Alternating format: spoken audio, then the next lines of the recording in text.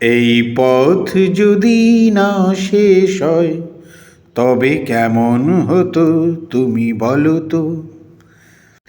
Just একটু মজা করলাম।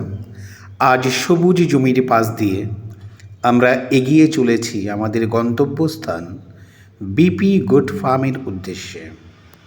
Welcome back to my channel. BP goat ফার্মের পক্ষ থেকে আপনাকে জানাই আরও একবার স্বাগত। মাত্র কয়েকটা দিন ছাগল পালন করেছি বলে এখনও তেমন পরিপক্ক হয়ে উঠতে পারিনি। এখন শুধুই অভিজ্ঞতা অর্জনের পালা। ছাগল কি খেলে কতটা ওজন বৃদ্ধি হয়, কি রোগ হয়, কখন হয়, প্রতিকারী বা কী, ভ্যাকসিনের প্রয়োজনীয়তা, তারপর বাচ্চা লালন পালন কীভাবে করবেন, সব কিছুই জানতে পারবেন। জাস্ট একটু সময়ের অপেক্ষা। আমরা ইউটিউব থেকে কপি পেস্ট করব না, আমরা প্র্যাকটিক্যালি শিক্ষা অর্জন করব, দেন জ্ঞান দেব।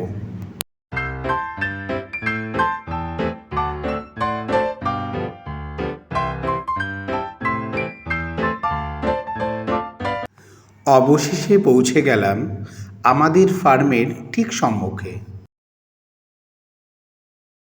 একটু বলে রাখা দরকার, এই রাস্তাটি চলে গেছে ভাতজাংলা বলে একটা গ্রামের দিকে, আর এই রাস্তাটি চলে গেছে কুলগাছি বলে একটা গ্রামের দিকে। আমাদের এই ফার্মটি এই দুটি গ্রামের মধ্যবর্তী স্থানে অবস্থিত।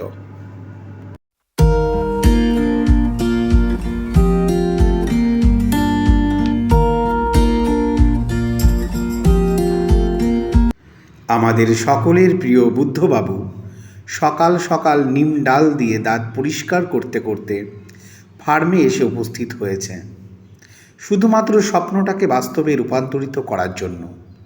সারাদিন অক্লান্ত পরিশ্রম করা, চোখে এক ফোঁটা ঘুম নেই তার, শুধু একটাই আশা, আমি সফল হতে পারবো তো আমি সফল হতে।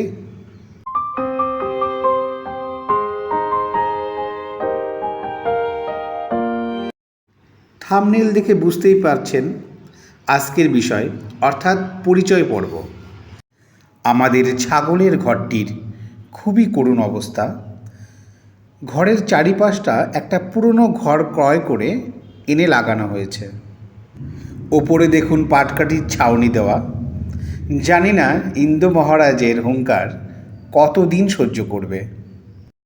আপাতত নিচে সাজিয়ে রাখা এই স্ল্যাবগুলি ছাগলের শয়নস্থান, আর ওই মাটির পাত্রগুলোতেই খাবার খাওয়ানোর ব্যবস্থা করে দিয়েছি।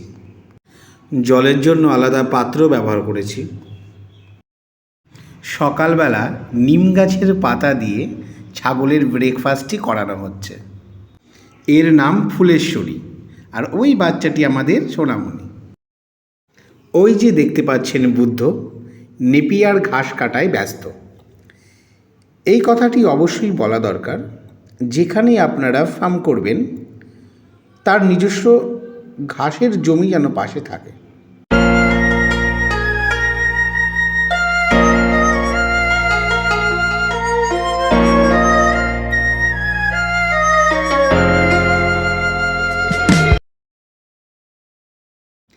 যে যেখানে আছো সবাই চলে আসো, দেখো আমি তোমাদের জন্য ঘাস নিয়ে এসেছি, সবাই পেট ভরে খেয়ে নাও।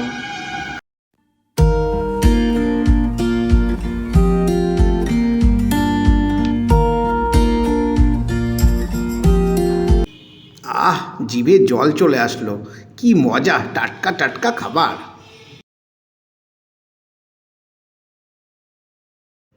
আমি কিন্তু এটা একাই খাবো, কেউ কিন্তু আসবে না আমার কাছে।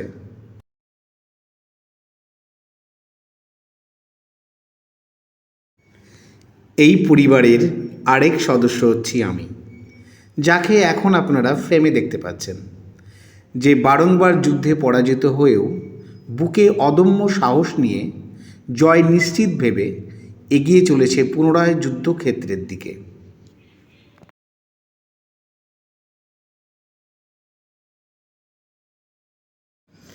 এই গরিবের সংসারে বেশি পুঁজি না থাকার দরুন বিদেশি ছাগল অর্থাৎ যমুনাপুরি, সিরোহী, তোতাপুরি এই সমস্ত প্রজাতির ছাগল ক্রয় করার স্বপ্ন বাস্তবে রূপান্তরিত হলো না। প্রচুর দাম তাদের, তাই তো আমাদের সাধ্যমতো ছাগল ক্রয় করলাম আমরা।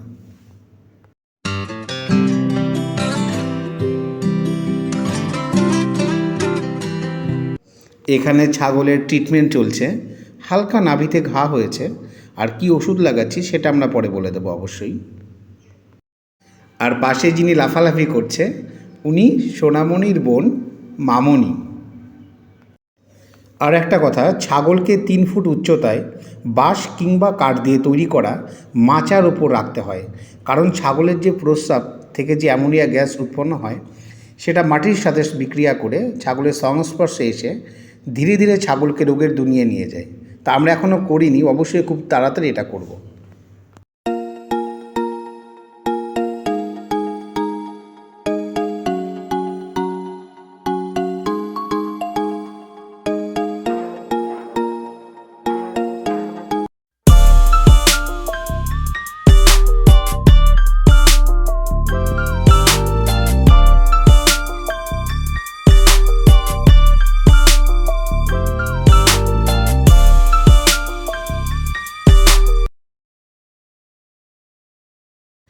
এবারে পরিচয় করিয়ে দিই এই পরিবারের অন্যতম সদস্য বুদ্ধেশ্বর সূত্রধরের সাথে, যাকে আমরা ভালোবেসে বুদ্ধ বলে ডাকি। তিনি একসময় দুবাইয়ে কাজ করতেন। লকডাউনের কঠিনতম দিনে যখন তার সঞ্চয় ধীরে ধীরে কমছে আর কপালে ভয়ের দীর্ঘ ভাঁজ পড়ছে, ঠিক তখনই আমরা সিদ্ধান্ত নিলাম কুছ তো করনা পারেগা। আর বিলম্ব না করে যার যেটুকু অবশিষ্ট সঞ্চয় ছিল তাই দিয়ে শুরু করে দিলাম আমাদের স্বপ্নের প্রজেক্ট বিপি গোট ফার্ম। গীতায় বলেছে যে কর্ম করলে ফল ঠিক পাওয়া যায়, আর তাই আমরা দুজনা আজ প্রতিজ্ঞা করলাম যত কষ্টই হোক আমাদের স্বপ্নের প্রজেক্টটিকে দাঁড় করাবোই একদিন। আমাদের ফার্মটিও হবে চতুর্দিকে পিলার দিয়ে তৈরি, ইটের দালান, মাথায় টিনের ছাউনি, বিদেশি প্রজাতির ছাগল ইত্যাদি ইত্যাদি। বুদ্ধর অক্লান্ত পরিশ্রম যেন সার্থক হয় এই কামনাই করি।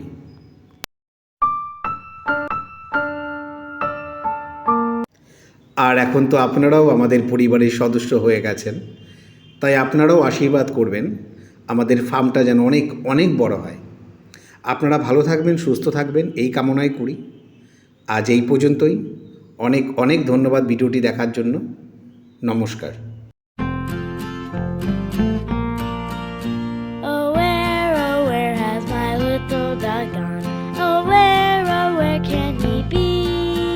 With his